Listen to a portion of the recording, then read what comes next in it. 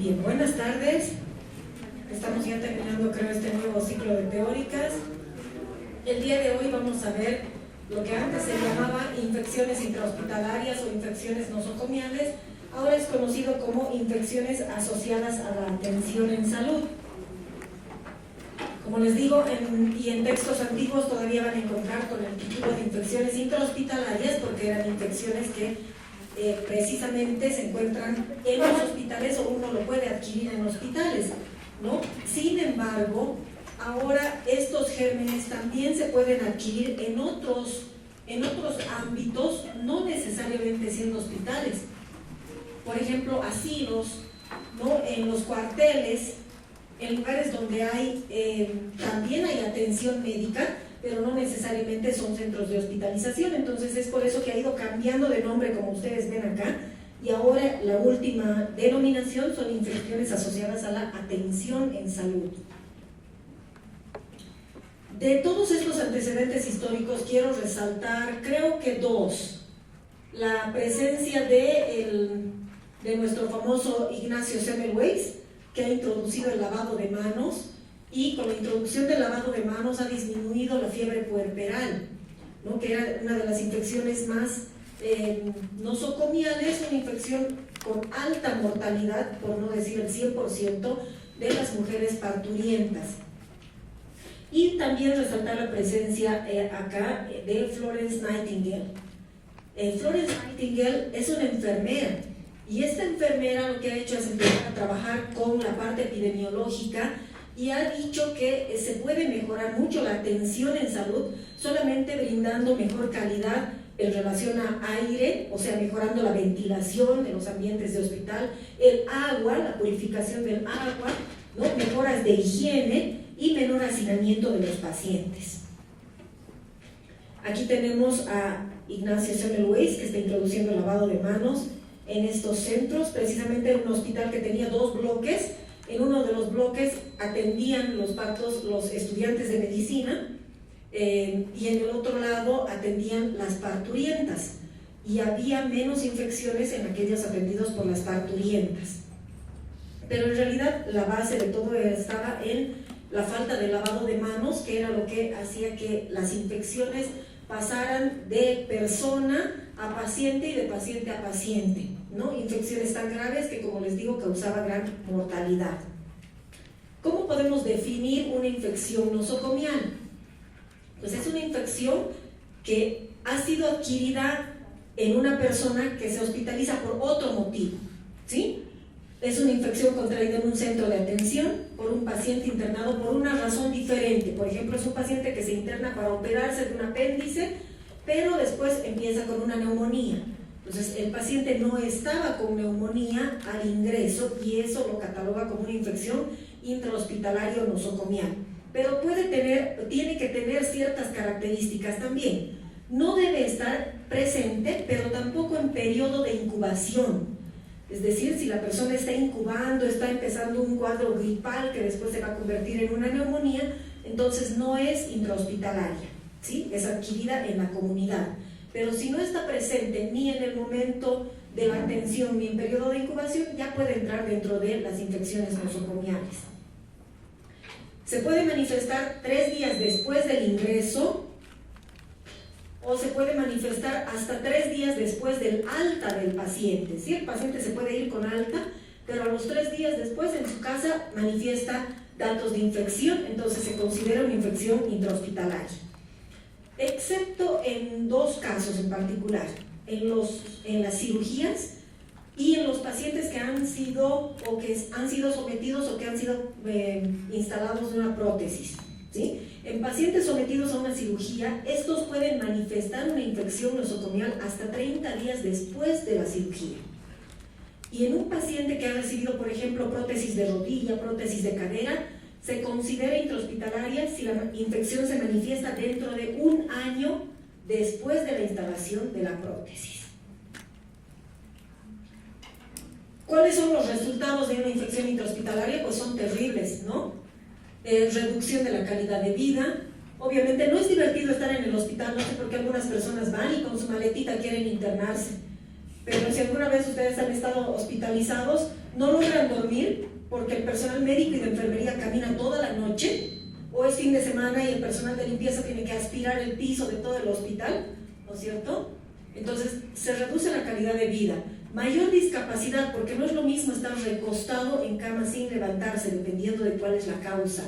Mayor tensión emocional, les decía, porque no logra dormir uno. Principal causa de defunción, porque las infecciones intrahospitalarias son un factor que prácticamente duplica o triplica la morbilidad de un paciente, ¿sí? Haciéndolo más predispuesto a que fallezca. Mayor costo económico, ¿sí? El hecho de regalarle al paciente una infección intrahospitalaria significa 7 días más de hospitalización, y estoy hablando por lo bajo, mayor costo en relación a medicamentos, cama hospitalaria por noche, y bueno, todos los cuidados y costos que requiere una hospitalización, y el uso de medicamentos. No es lo mismo tener una infección adquirida en la comunidad o estar adentro en hospitalización con una infección adquirida ahí adentro, donde los gérmenes van a ser más agresivos, van a estar con resistencia bacteriana, y los fármacos y antimicrobianos que van a recibir van a ser muchísimo más costosos. Los factores predisponentes o los factores que están presentes,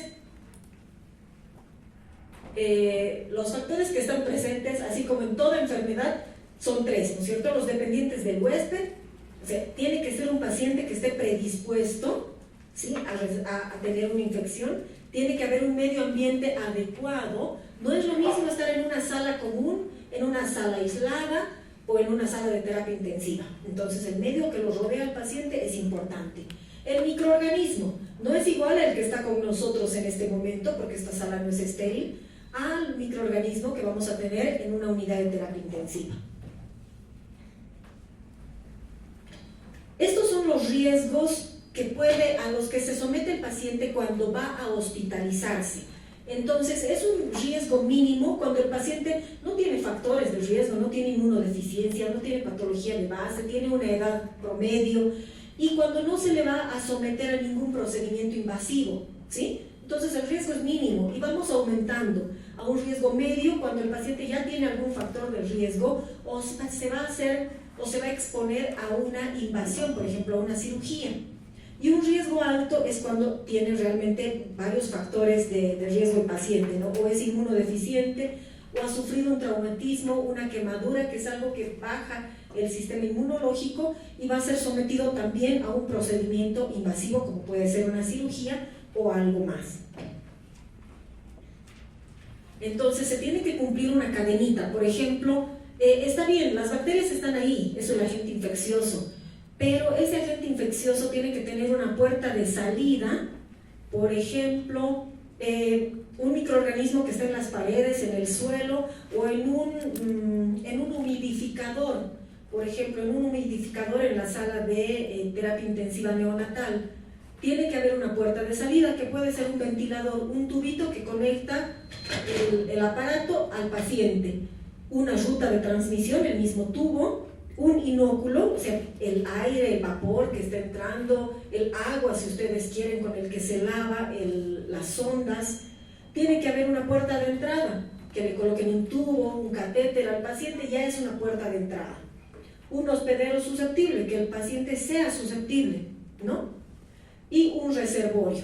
Ese reservorio, donde va a estar el microorganismo, puede ser un frasquito en el que se guarda el agua, puede ser un suero, una solución que ha sido destapada, ha sido abierta y no ha sido conservada de la mejor manera. Entonces, a partir de eso se crea esto, que es una cadena epidemiológica de una infección. Los factores de riesgo del huésped los vamos a dividir en los rojitos y los azules. Los azules son los propios del huésped, digamos, ¿no?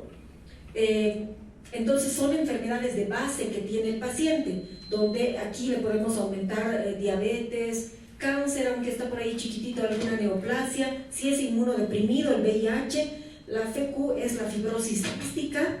La fibrosis quística predispone al paciente a infecciones respiratorias, si ha sufrido algún traumatismo, o si tiene neutropenia, o sea, glóbulos blancos bajos, ¿ya? Y los rojos son todo lo que nosotros le ponemos encima. son los factores de riesgo que nosotros añadimos al paciente, ¿sí? Si lo vamos a someter a ventilación mecánica, lo vamos a intubar, va a estar conectado a una máquina, o lo vamos a conectar a una máquina de hemodiálisis, o le vamos a poner un tubo o un catéter, lo vamos a operar. Entonces todos estos son los factores que nosotros estamos añadiendo al paciente para que tenga una infección. Esto, bueno, lo vamos a ver después, pero estas crucecitas son de un estudio después de haber buscado un enterococo vancomicino resistente, ¿no? En una sala de terapia intensiva. Todos los lugares verdes son en todos los lugares donde se ha encontrado enterococo vancomicino resistente. Bien, estos son algunos de los factores de riesgo. Sé que existe una parte 2 de esta teórica, entonces en esta parte voy a correr un poquito, ¿sí? Hemodiálisis, los sueros, el hecho de recibir un suero, se supone que un suero es estéril, ¿no es cierto? Pero hay microorganismos que viven en las soluciones, viven en los frascos de solución, entonces tampoco es una garantía un frasco de solución. Este es un catéter doble lumen en un paciente que va a ser sometido a hemodiálisis. Este es un tubo corrugado que va a conectar la máquina al ventilador, la máquina ventiladora al paciente, al tubo orotraqueal, la máquina de hemodiálisis donde se va a conectar el paciente. Esos son filtros donde también se pueden almacenar microorganismos.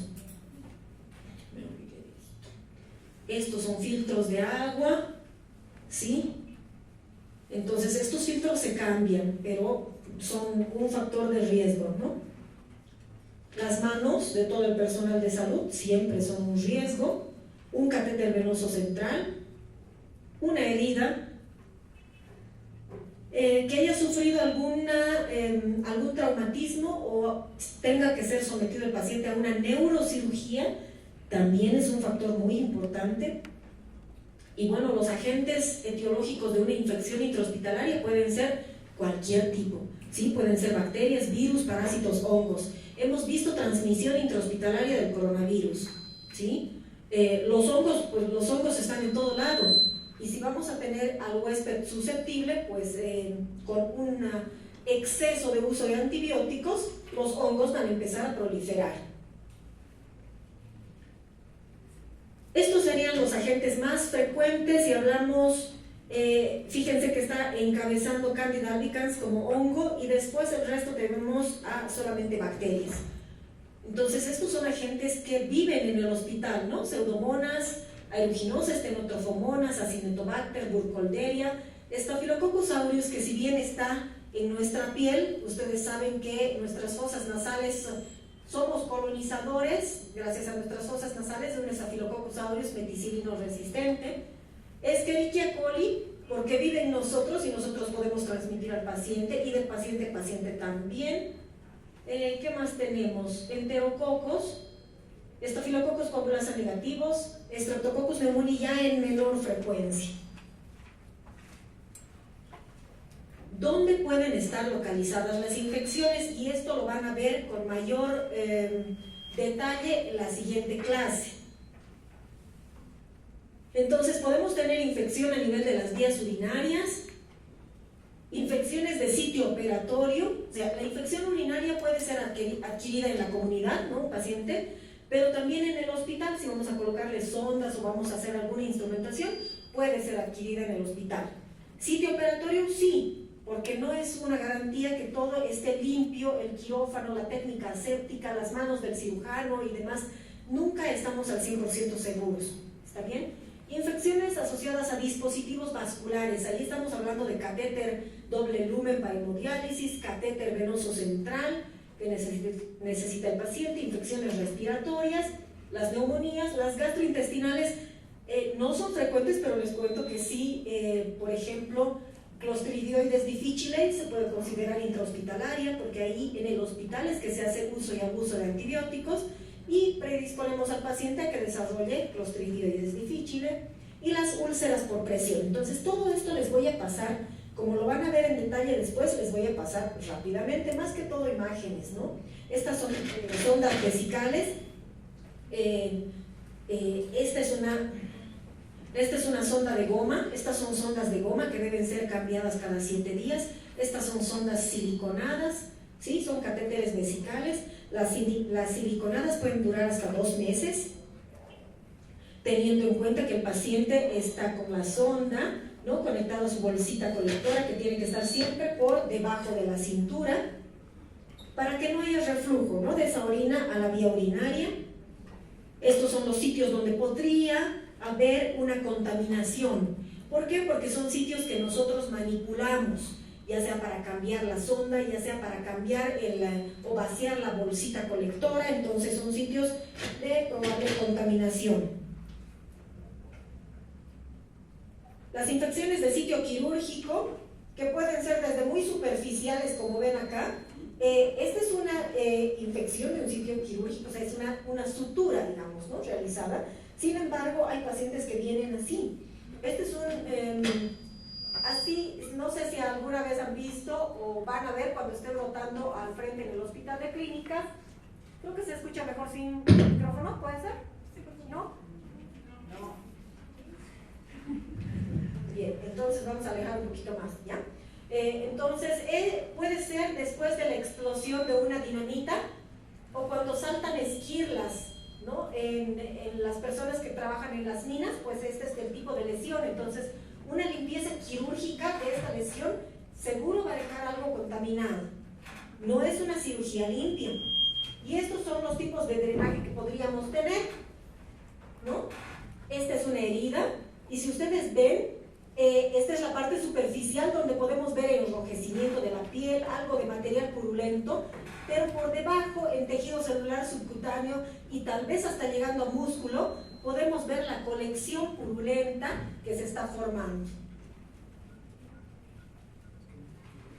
Bien, lo mismo, las medidas de control que vamos a tener, las infecciones asociadas a catéter, es un catéter vascular.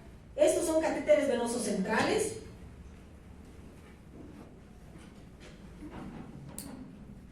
Muy bien, lo mismo.